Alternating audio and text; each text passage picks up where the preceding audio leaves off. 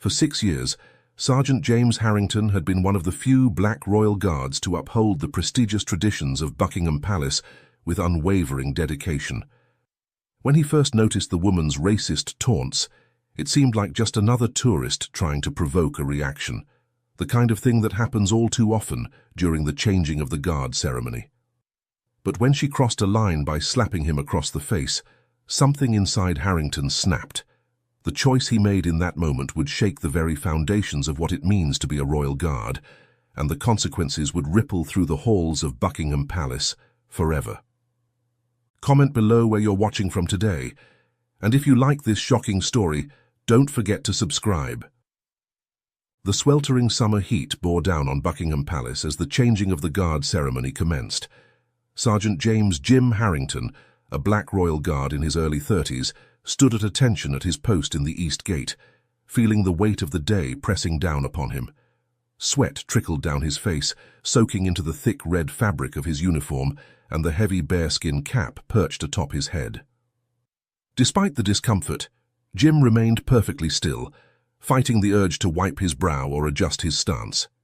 He focused on his breathing, using it as an anchor to maintain his composure and dignity in the face of the punishing heat.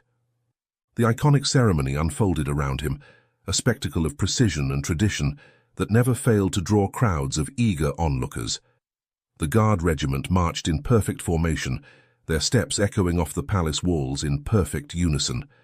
The regimental band's music filled the air, a stirring melody that seemed to amplify the pomp and pageantry of the occasion. To Jim, it was a highly regimented routine he'd performed countless times, but he understood the charm it held for the spectators.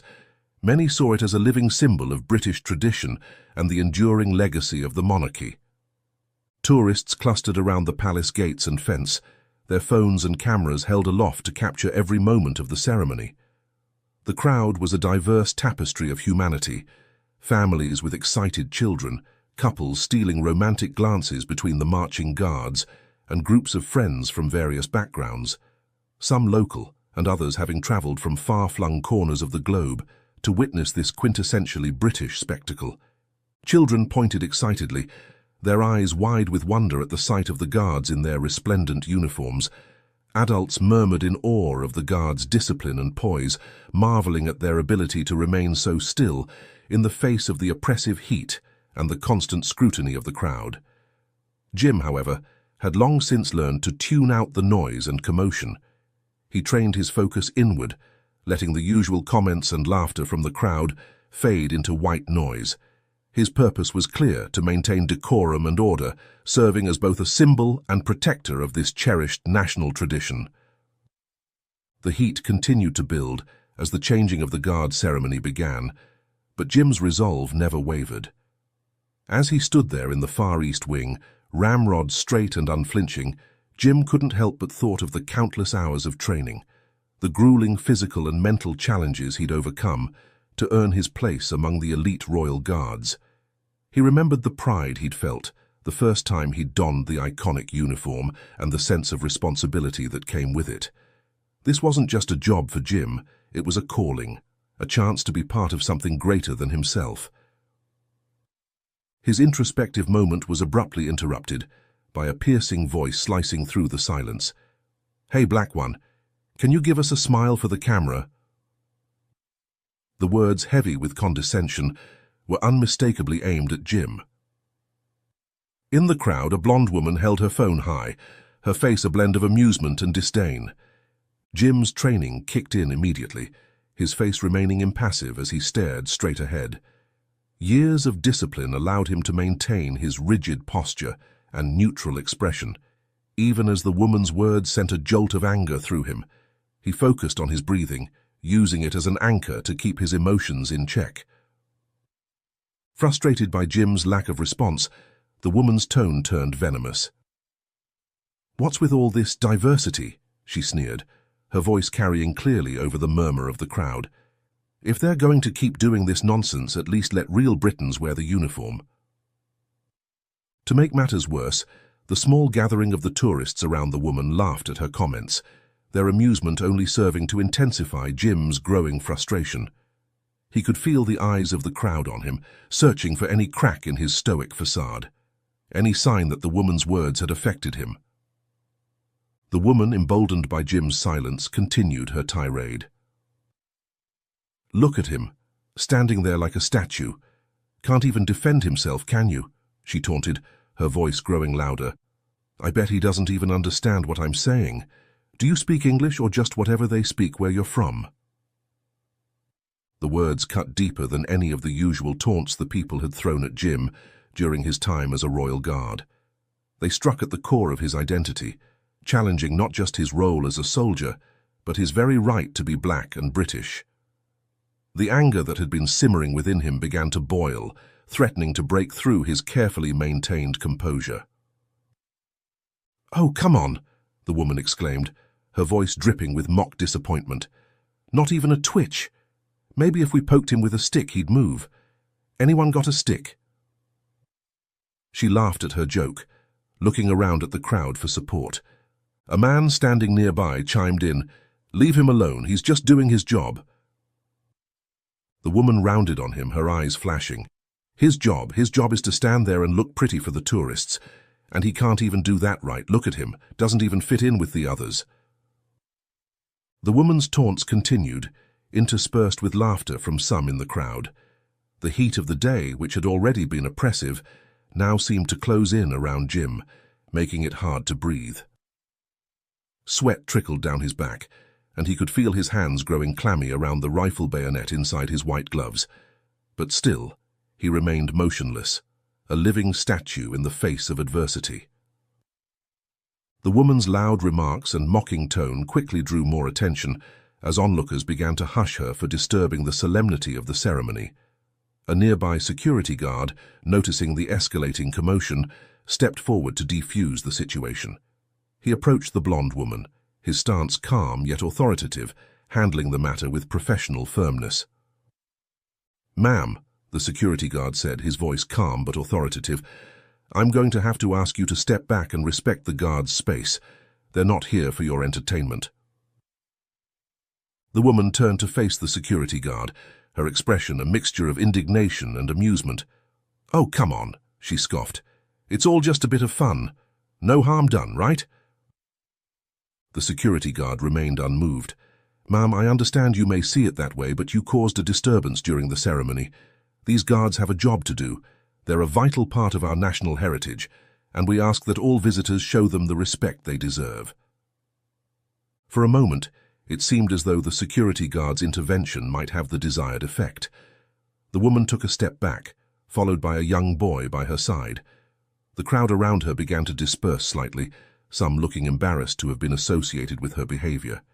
Jim, still standing at attention, felt a small measure of relief. While he couldn't show it outwardly, he was grateful for the security guard's intervention. It was a reminder that not everyone shared the woman's prejudiced views, that there were still those who understood and respected the dignity of his position. However, the respite was short-lived. As soon as the security guard walked away, the woman resumed her place at the front line behind the fence and taunts him, this time raising her voice even louder. "Hey you, black one," she called out, her tone dripping with mockery. "You blend well with that hairy cap. Can't see anything except your eyes. Ha ha! Show us your teeth so we can tell you're a real person." Her laughter rang out sharp and cruel, and to Jim's dismay, some of the nearby tourists had joined in again. They chuckled uncomfortably, caught between their own discomfort and the woman's apparent amusement. The young boy that had been trailing the woman's side, about 10 years old, watching Jim with wide-eyed curiosity. He leaned closer to the fence, tugging on the woman's sleeve. "Why doesn't he smile, Aunt Haley?" the boy asked, his voice filled with innocent wonder. "He's just standing there, not doing anything." Haley huffed in exasperation. "Because he's a royal guard, you idiot," she snapped at the boy. "They're not supposed to move no matter how funny or hard you bother them." "But why does he wear that funny uniform if he's a guard? Why is his hat so big and fluffy? It looks really hot." Haley scoffed, rolling her eyes at her nephew. "Don't be stupid, Daniel. It's just for show, you nitwit, to make tourists like you gawk and take pictures." Daniel tilted his head, still watching Jim intently. "But Aunt Haley, why does he look so serious? He's not smiling at all." Haley sighed, clearly annoyed by the questions. Because he can't think for himself, she sneered. He's been told to stand there and look stupid, so that's what he does. Use your brain, Daniel. The boy frowned, clearly struggling to reconcile his aunt's words with what he was seeing. But what if he needs to go to the bathroom, or if he gets thirsty? Haley let out an exasperated groan. Oh, for heaven's sake, Daniel, that's enough, the blonde woman snapped. If you're so fascinated, why don't we see if you can make him move? I bet he's not as disciplined as he pretends to be. The white ones are better at holding their posture, I've heard somewhere. Emboldened by his aunt's behavior and the lack of response from Jim, young Daniel reached into his pocket and pulled out a handful of peanuts from his snack. With a mischievous grin, he selected one and tossed it towards Jim, watching with fascination as it bounced off the guard's polished boot. Jim's expression remained unchanged, his eyes fixed straight ahead, but inside he was in turmoil. The peanut incident, seemingly trivial, was the culmination of years of racism he had faced, now boiled down to this careless act by a child who didn't know any better. It fueled his inner struggle, bringing to the surface all the doubts and frustrations he had been suppressing. The disturbance intensified as Haley's voice rose and the boy tossed more peanuts through the fence. A black woman, seemingly a local, stepped forward, urging the boy to stop loitering near the palace and advising Haley to keep him in check.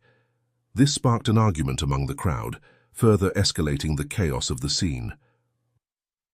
From inside the fence, Major Timothy Hall, Jim's superior who had been passing by, approached. "Is there a problem here, Sergeant?" Major Hall asked. His tones firm and authoritative. Jim's voice was as steady as his posture when he replied, "No, sir, no problem, sir." But even as he spoke the words, he felt the weight of the lie. There was a problem, a deep systemic problem that went far beyond this one incident. The security guard outside, noticing the escalating disruption, made his way back toward Haley, addressing her with a firm tone. "Ma'am, I've already warned you once. The guards are not here for your entertainment. If this behavior continues, I'll have to ask you to leave." His gaze then shifted to Daniel. "And you, young man, keep your hands off the fence. If I catch you tossing anything else inside the palace grounds, I'll ensure you and your—" "Aunt," Daniel interjected quickly. "Your aunt will face a fine, and trust me, you won't like that." Haley huffed and rolled her eyes, but ultimately backed down. Major Hall, satisfied that the situation was under control, casually walked away. Yet this brief moment of resolution only intensified Jim's inner turmoil, leaving him even more unsettled. As he stood there, outwardly calm but inwardly seething, Jim's thoughts drifted inward. His mind wrestled with the deeper significance of his role. Did the uniform he wore truly symbolize an outdated tradition, as the woman's taunts suggested? Or could it stand for something greater, a Britain that included and respected all its citizens, regardless of their background? The oppressive heat of the day showed no signs of abating as the ceremony continued. During a momentary lull in the proceedings, young Daniel turned to his aunt, his face flushed and his expression one of boredom and discomfort. "Aunt Haley," he whined, "I'm bored and it's so hot in here, let's go." Haley, her patience wearing thin, seized upon this opportunity to continue her provocation. "Oh, Daniel boy, you're right. This blackguard is a boring sight," she said, her voice dripping with disdain. "But you know what? He's only boring you because he's the fake guard. Look over there, those royal guards were the real ones," she added, gesturing to the formation further down the line. Jim's jaw clenched imperceptibly at these words, his resolve hardening even as he fought to remain silent and unresponsive. As the procession approached the center of Buckingham Palace, the crowd shifted, moving in the opposite direction to secure a better view. Amid the bustling movement, the woman, Haley, a name Jim had now memorized from her interactions with the boy, grasped Daniel's hand, pulling him along with a rough tug. In the sudden commotion, Daniel's treasured toy guard figure that resembled Jim's uniform slipped from his grasp, landing inside the restricted area close to Jim's post. "My toy. My royal guard," Daniel cried out, his voice filled with distress. He tugged urgently at his aunt's sleeve. "Aunt Haley, my guard fell over there. Can you get it for me, please? Haley, clearly annoyed by the boy's whining, rolled her eyes. Oh, for heaven's sake, Daniel, it's just a stupid toy. Forget about it. The real procession's there and you don't want to miss it. But Daniel was inconsolable. Please, Aunt Haley, it's my favorite. Dad gave it to me before... His voice trailed off, choked with emotion. Haley let out an exasperated sigh. Fine, if it'll shut you up. She turned her attention to Jim, who was still standing motionless at his post. Hey you, blackguard. Be useful for once and pick up that toy. You know I'm not allowed in there. Jim remained silent. His training and sense of duty prevented him from breaking protocol, even as Haley's demands grew more insistent and abusive. What's the matter? Are you deaf as well as dumb? Haley sneered. I said pick up the toy. It's right there at your feet. Or are you too important to help a child? Daniel, caught between his desire for the toy and his discomfort at his aunt's behavior, spoke up timidly. You said he's not allowed to move, Aunt Haley. Ah, Haley huffed, her tone laced with irritation. Why does everything have to be so difficult in this heat? Watch and learn. Without further warning, she glanced around, noting that most of the crowd had shifted toward the front gate, and seized the moment. She climbed over the fence, slipping into the restricted area. Striding directly toward Jim, her face twisted with a mix of anger and prejudice, she closed the distance, disregarding both the rules and the solemnity of the place. What kind of guard are you? She spat, now standing uncomfortably close to Jim. Too good to hand over a toy? Or maybe you're just following orders like a good little soldier, no mind of your own. Jim remained motionless, but inside he was battling a storm of emotions. The woman's proximity, her blatant disregard for protocol, and her racist taunts were pushing him to his limits. Haley, frustrated by Jim's lack of response, made a fateful decision. She raised her hand and, in a shocking move, slapped Jim across the face. There, let's see you ignore that, you moron. The sound of the slap echoed in the sudden silence that fell over the crowd. For a moment, time seemed to stand still. Then, something inside Jim snapped. Years of training, of discipline, of turning the other cheek, all of it fell away in an instant.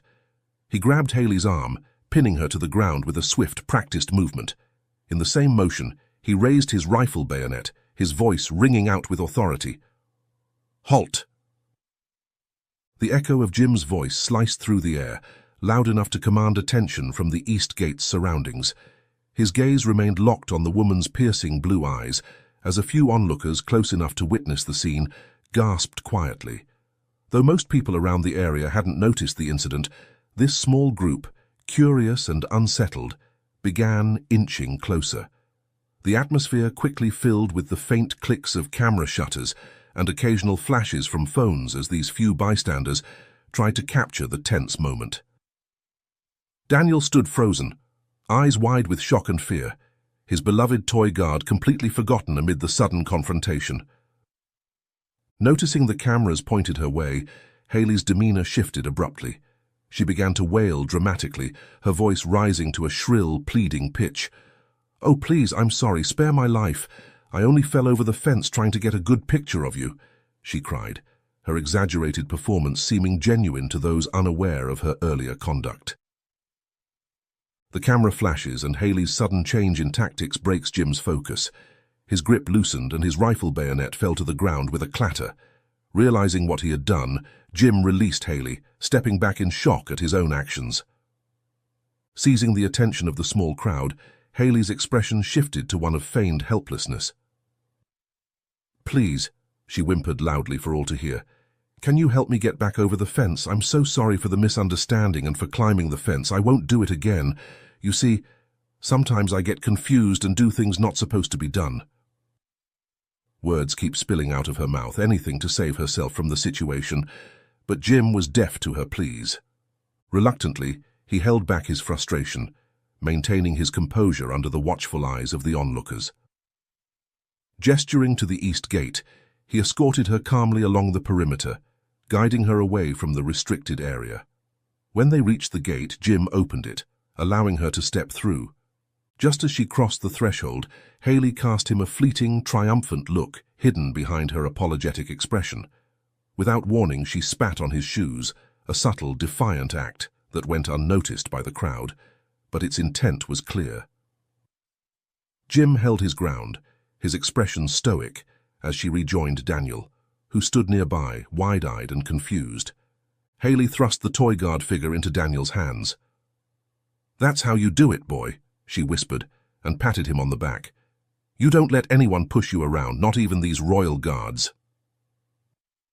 Jim stood rooted to the spot, facing the judgmental stares of the onlookers. Some looked shocked, others angry, and a few seemed confused by the rapid turn of events. He could feel the weight of their gazes, the silent accusations in their eyes. In that moment, Jim realized that his actions, regardless of the provocation, had crossed a line he had sworn never to cross. The situation quickly descended into chaos. Several bystanders, disturbed by what they had witnessed, alerted a nearby security guard, who approached to assess the situation. As word spread, the crowd gathered for the changing of the guard ceremony gradually drifted toward the commotion, drawn by conflicting accounts of the incident. Voices clashed as people shared their versions, some defending Haley's act as a misunderstanding, while others condemned her behavior, creating a ripple of tension and curiosity that spread through the spectators. Some onlookers argued vehemently in Jim's defense. He shouted, "Halt!" first, one tourist explained to a security guard. "That woman was harassing him all day. She even slapped him." Others, who hadn't witnessed the full extent of Haley's actions, were quick to condemn Jim. "He attacked a civilian," someone shouted. "Is this how the royal guards behave now?" As arguments raged on, Major Timothy Hall approached Jim from inside the fence. His face was a mask of disappointment and bewilderment, clearly struggling to reconcile the impeccable soldier he knew Jim to be with the scene of disorder before him. Before Jim could offer any explanation, Haley's shrill voice cut through the commotion. "He assaulted me," she shrieked, her earlier bravado replaced by a performance of victimhood. "I only wanted to get a good picture, and he attacked me. This is outrageous." Major Hall, balancing the need for protocol with the importance of preserving the solemnity of the procession, made a quick decision. "Sergeant Harrington," he commanded in a low, controlled voice, "you're relieved from your post. Follow me to my office immediately." Without waiting for a response, he turned, trusting the security guard to manage the woman and the dispersing crowd. Jim gave a brief, respectful nod, then stepped away, leaving the scene behind as he followed Major Hall, the murmurs of the crowd fading into the background. When they reached Major Hall's office, Jim attempted to explain the full sequence of events. "Sir, I need to tell you exactly what happened." "I don't want to hear it, Sergeant," Major Hall interrupted sharply as he closed the door behind them. "It's hard to believe a woman would go as far as jumping the Buckingham Palace's fence simply over a toy. Stop making excuses."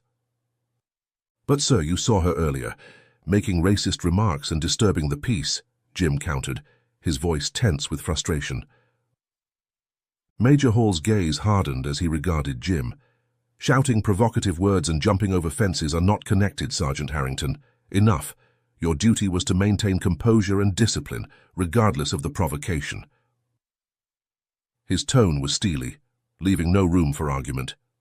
"Do I make myself clear?" Jim clenched his jaw, suppressing his response as he nodded, tension simmering in the silence between them, thick and unresolved. "I'm disappointed in you, Harrington," he said, his voice heavy with frustration. "You know better than this. Hand over your uniform and rifle. You're suspended pending a full investigation." The weight of Major Hall's words hit Jim like a physical blow. He had sacrificed so much to wear this uniform, to serve with honor and distinction. Now, in the span of a few chaotic minutes, it was all being stripped away. As Jim changed into civilian clothes, he felt a wave of defeat wash over him. The uniform he had worn with such pride now lay folded on Major Hall's desk, along with his career, his dignity, and everything he had worked for. He walked out of the office feeling naked and vulnerable, acutely aware of the eyes that followed him as he made his way out of the palace grounds at the East Gate. Outside, Jim scanned the crowd for any sign of Haley and Daniel, but they had vanished, swallowed up by the flow of people. In the distance, the ceremony was winding down. Yet in the brief span of its 45 minutes, everything felt altered. What had begun as an ordinary day had spiraled into something deeply unsettling, as if the routine patterns of his world had been quietly, irrevocably disrupted. Standing alone amid the crowd, Jim felt the weight of change settle over him, marking the end of a personal era. The changing of the guard ceremony, with its customary 45 minutes of pomp and pageantry, had come to an end.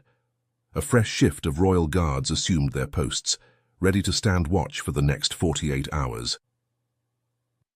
The afternoon sun still blazed overhead as Jim sat on a bench outside Buckingham Palace, the events of the past hour pressing heavily on his mind. Now, with his uniform and position stripped away, he felt unmoored, adrift in a sea of uncertainty, wondering how everything had unraveled so quickly in the space of a single ceremony. The crowds from the ceremony had mostly dispersed, but there was still a steady flow of tourists milling about the palace grounds. Jim sat unnoticed among them, no longer the center of attention he had been just a short while ago. As he grappled with the consequences of his actions, Jim noticed a familiar figure approaching hesitantly. It was Daniel, the same boy who had been part of the group taunting him earlier. The child's eyes were wide with a mixture of fear and uncertainty, clearly not recognizing Jim without his iconic guard uniform. "Excuse me, sir," came a small, trembling voice. Jim looked up to see Daniel standing before him, eyes wide with worry. "Have you seen a blonde woman with blue eyes about 5 feet tall?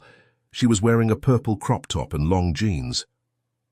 "No, leave me alone, boy," Jim replied coldly, his voice edged with bitterness. The thought of helping anyone connected to the woman who had cost him his job felt impossible. I'm lost, sir. That woman's my aunt. I came here with her to watch the procession, but I can't find her anywhere. Can you help me?" Jim looked away, unwilling to meet Daniel's gaze, resentment simmering beneath the surface. "Please, I don't know my way home. My aunt and I lived in the suburb and we rarely visited London," Daniel pleaded, tears seeping into his voice. "Can you stay with me until we find my aunt? I'm scared." Jim looked at the boy, torn between the impulse to walk away and a lingering sense of duty. He glanced around the area, searching for any sign of Haley, but she was nowhere to be seen. The afternoon was wearing on, but there was still plenty of daylight left. Sighing heavily, Jim finally nodded. "All right, lad, we'll find her." As they started walking, Jim's voice softened but held an unmistakable edge. "Just so you know, I'm doing this because you're a minor," he muttered, the hurt clear in his tone. "You were tossing peanuts at me earlier, remember? That's part of the reason I lost my job." Daniel looked up to study Jim's face immediately, a flicker of guilt soon crossing his features. Jim glanced at him briefly, noting the boy's remorse but keeping his focus on the path ahead, determined to see this through despite the bitter taste it left in his mouth. You're the guard, the one my aunt was yelling at?" Daniel's voice was barely a whisper. When Jim nodded, the boy's face crumpled and he looked down, clearly overwhelmed. "I'm so sorry, I didn't mean to get you in trouble, I just—" Daniel stuttered, struggling to find any explanation for his or his aunt's behavior. His mouth opened and closed as he searched for words that wouldn't come. "You just didn't know better," Jim finished quietly, his tone softer than before. The boy's remorse was evident, and though it didn't undo the damage, it softened something in Jim, a small glimmer of understanding passing between them as they continued walking in search of Haley. "Why did you become a guard?" he asked suddenly, looking up at Jim with genuine interest. Jim considered the question for a moment. "I wanted to serve my country, to be part of something bigger than myself," he replied, his voice tinged with a mixture of pride and sadness. "I thought standing guard at the palace was a way to protect our history and traditions." Daniel nodded thoughtfully. It looked really hard standing so still for so long, especially in this heat. "It takes a lot of practice and discipline," Jim admitted, "but that's part of the job." As they continued their search, Daniel opened up more. "I've been staying with Aunt Haley since my parents died," he said quietly. "It was a plane crash. Aunt Haley doesn't really want me around, I think. She's always angry or ignoring me." Jim felt a pang of sympathy for the boy. Despite his earlier role in the day's events, Daniel was clearly a child in need of guidance and care. "That must be very hard for you," Jim said softly. "But that doesn't excuse bad behavior. Respect and kindness should never be sacrificed for approval or attention." Daniel nodded solemnly, clutching his toy guard figure tightly. "I understand. I won't do it again, I promise." As they walked, Jim found himself reflecting on his own journey. He thought about the challenges he had faced growing up, the mentors who had guided him towards a path of service and honor. In Daniel, he saw a child at a crossroads, capable of either following in his aunt's footsteps of prejudice or choosing a better path. "You know," Jim said as they walked, "being a guard isn't just about standing still and looking impressive. It's about honor, duty, and protecting what's important. Every person, no matter where they come from or what they look like, can embody those values." Daniel looked up at Jim with newfound admiration. Do you think I could be a guard someday?" Jim smiled, a genuine warmth spreading through him for the first time since the incident. "If you work hard and treat others with respect, you can be anything you set your mind to." As they continued their search, the afternoon sun casting long shadows across the palace grounds, Jim realized that this interaction with Daniel was giving him a new perspective on his own situation. Yes, he had lost his job, but perhaps there were other ways to serve and make a difference. The uniform didn't define him. His actions and values did. Suddenly they heard a commotion coming from the far corner of the west gate of the palace. Jim's instincts, honed by years of service, immediately went on alert. "Stay close," he told Daniel as they moved towards the source of the disturbance. As they rounded a corner, they saw a sight that made Jim's blood boil. There, harassing another blackguard stationed at the furthest side of the gate, was Haley. Her voice hurling insults carried across the open space, filled with the same venom she had directed at Jim earlier. "Hey you," Haley shouted at the impassive guard. "What's the matter? Can't you smile for the camera, or are you just another fake guard like the last one?" Jim felt a surge of anger course through him. The earlier confrontation had cost him his job, his dignity, and nearly his self-control. But now, seeing another guard subjected to the same abuse, he knew he couldn't stand idly by. He had to act, but this time he would do so without the constraints of his uniform. He strode was as wide as his feet allowed, prepared to confront Haley. "Excuse me," Jim said, his voice firm as he approached Haley. "I think that's quite enough." Haley turned, her face twisted in a sneer. "And who do you think you are?" she spat. "This is none of your business." Jim stood his ground, his posture straight and dignified even without his uniform. "Actually, it is my business. I'm the guard you harassed earlier, the one you got suspended." Haley's eyes widened as she recognized Jim, a flicker of a victorious grin flashing across her face before settling into a smirk of bravado. "Oh, it's you," she drawled, her voice thick with disdain. "I see, now you can talk. Come to cause more trouble, have you?" Her gaze was sharp, mocking, as if she held all the power, dismissing any hint of remorse. Jim felt his jaw clench, but he steadied himself, reminded of the boy standing anxiously beside him. "No," Jim replied calmly. "I've come to tell you that your behavior is a disgrace, not just to the royal institution, but to your young nephew as well." He gestured to Daniel, who stood a few paces behind, watching the confrontation with wide eyes. Haley's face flushed with anger. "How dare you lecture me about my nephew? You know nothing about our situation." "I know enough," Jim countered. "I know that a child deserves better than to be taught hate and disrespect.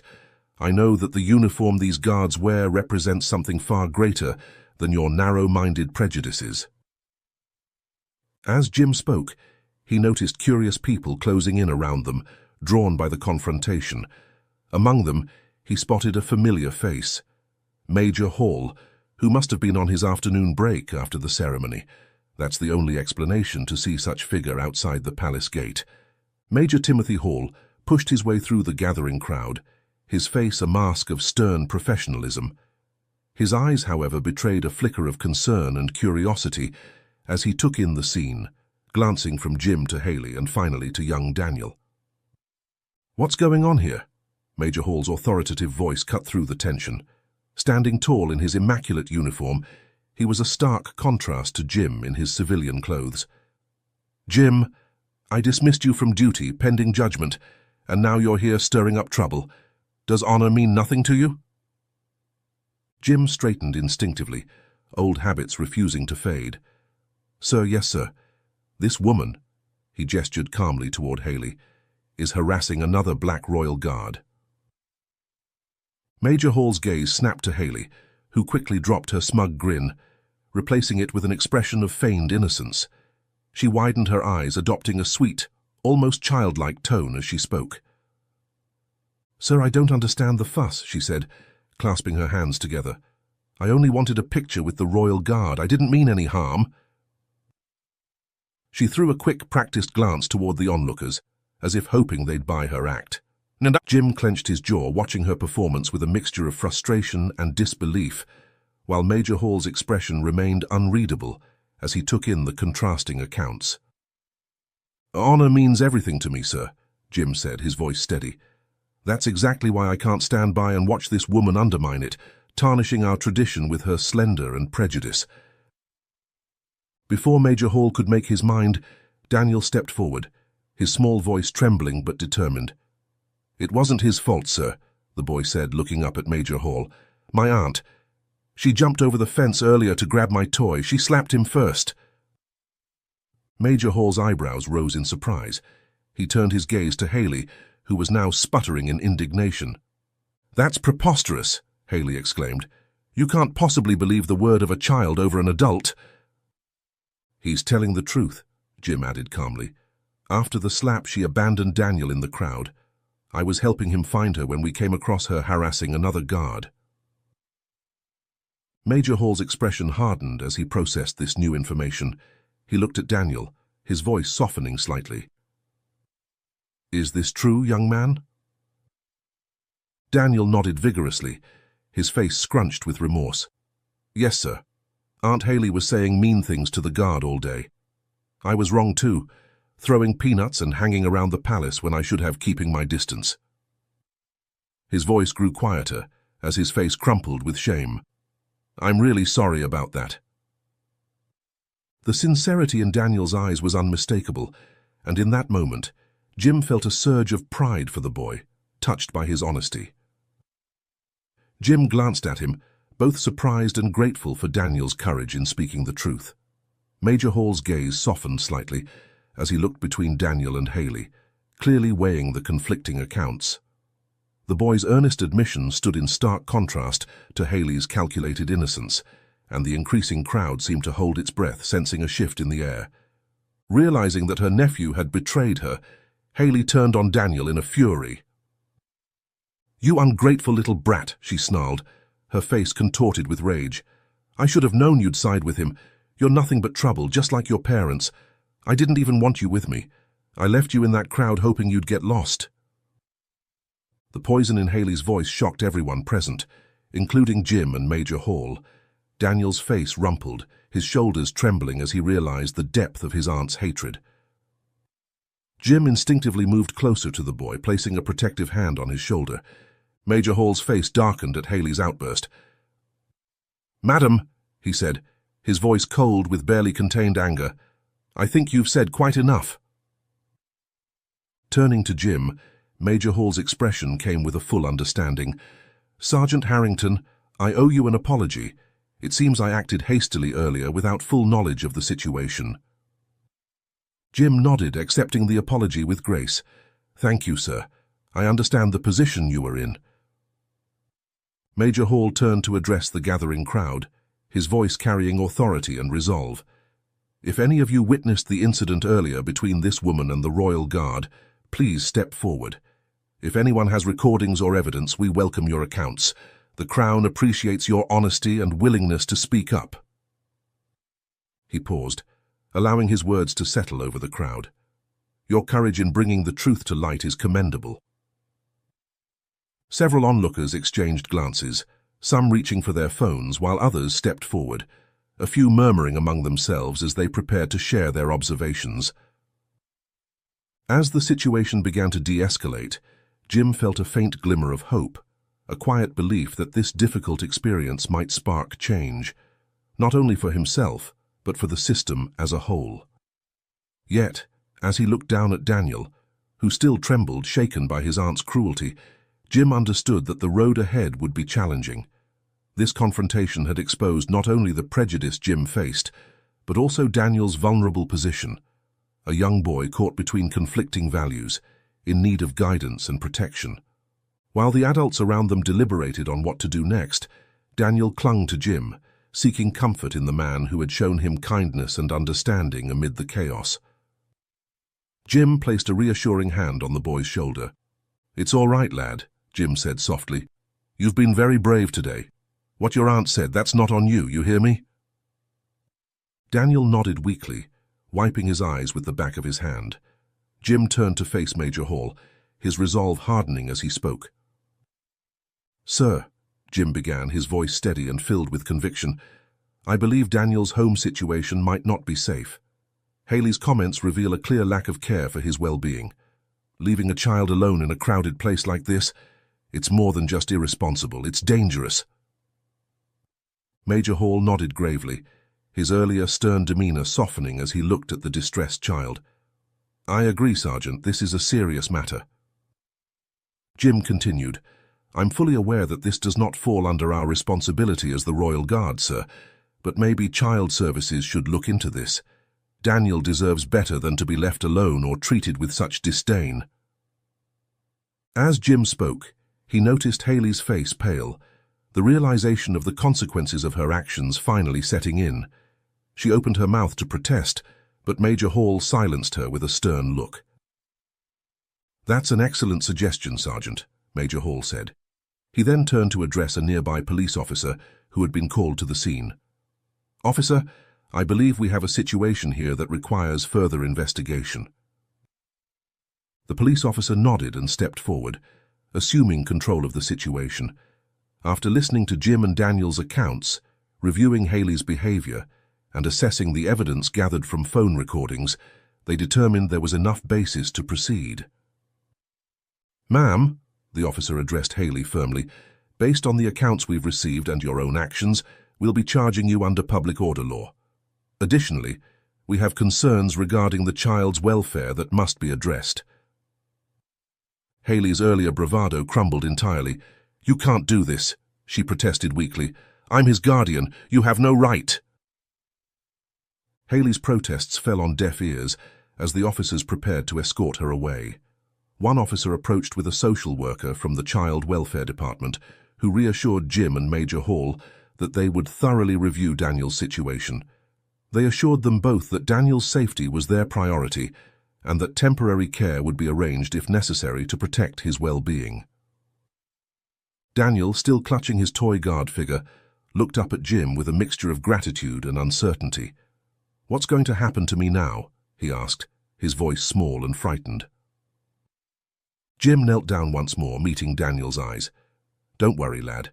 These officers are going to make sure you're safe and taken care of, and I promise you, they're going to find a place for you." "Will I see you again, sir?" Daniel asked in a small, hopeful voice. Jim smiled warmly, reaching to gently ruffle the boy's hair. "I hope so, kid," he replied. "But even if you don't see me in my post here again, you'll always have that guard figurine to remind you. And if you remember the lesson I taught you, then you've already got me right here," he said, tapping Daniel's chest gently over his heart. As Daniel was led away, he kept glancing back over his shoulder, his eyes searching for Jim. Watching him go, Jim felt a surge of complex emotions. There was relief that justice was finally being served, sadness for the hardships Daniel had endured, and a renewed sense of purpose. He had joined the Royal Guard to protect and serve, and today, stripped of his uniform but not his principles, he had done exactly that. Major Hall watched the scene unfold with a thoughtful expression. As the last of the onlookers dispersed, he turned to Jim with a newfound respect in his eyes. "Sergeant Harrington," he began, his tone markedly different from their earlier interaction. "I believe I owe you more than just an apology. Your actions today, both in uniform and out, have demonstrated the virtues of the Royal Guard. Integrity, compassion, and the courage to stand up for what's right, even in the face of personal cost." Jim stood straighter, a habit ingrained from years of service, even as he stood there in civilian clothes. "Thank you, sir," he replied, his voice steady. Major Hall continued, "What you did today, helping young Daniel, standing up to injustice, and maintaining your integrity even after being dismissed, that's the true essence of what it means to be a guard. It's not just about standing still in a uniform, it's about embodying the principles of honor, duty, and compassion in everything we do." Jim felt a lump forming in his throat, overwhelmed by the Major's words and the sudden turn of events. But Hall wasn't finished. "I'd like to offer you the opportunity to return to your post, Sergeant," Major Hall said, his tone now formal but tinged with warmth. "The Royal Guard needs people like you, individuals who understand that our role goes beyond mere ceremony. We need guards who can adapt to the changing times while still upholding our core values." Jim's heart raced at the offer. Just hours ago he had thought his career was over, his dreams shattered. Now he was being offered a second chance, a chance to return to the job he loved with a renewed sense of purpose. "Sir, I don't know what to say," Jim stammered, uncharacteristically at a loss for words. Major Hall smiled, a rare sight that transformed his usually stern features. "Say yes, Sergeant. The uniform is waiting for you, and I assure you I stand behind you fully. Your actions today have served as a powerful reminder of the true values the Guard represents." With a deep breath, Jim straightened his posture and met Major Hall's gaze. "Yes, sir. I would be honored to return to my post." As Jim walked back into Major Hall's office to retrieve his uniform, he felt a profound sense of renewal. The weight of the day's events still lingered, but it was now tempered by a newfound understanding of his role. He realized that he represented more than just a tradition. His presence in the Palace Guard symbolized resilience, dignity, and a testament to how inclusivity strengthens institutions. Later that day, Jim resumed his post, dressed once more in the red uniform and bearing the rifle bayonet that marked his duty. As he scanned the crowd, he noticed Daniel standing at the edge, accompanied by a different guardian, likely a social worker or perhaps a family member assigned to his care. The boy's face lit up with recognition, and he waved enthusiastically, still holding tightly to his toy guard figure. Jim returned a subtle smile, maintaining his professional composure, but he couldn't ignore the warmth spreading through his chest. In that moment, he realized he had left a meaningful impression on Daniel, perhaps planting a seed of respect and understanding that could positively shape the boy's future. It was a quiet but profound reminder of why he had taken up this role, to serve, to protect, and sometimes to inspire.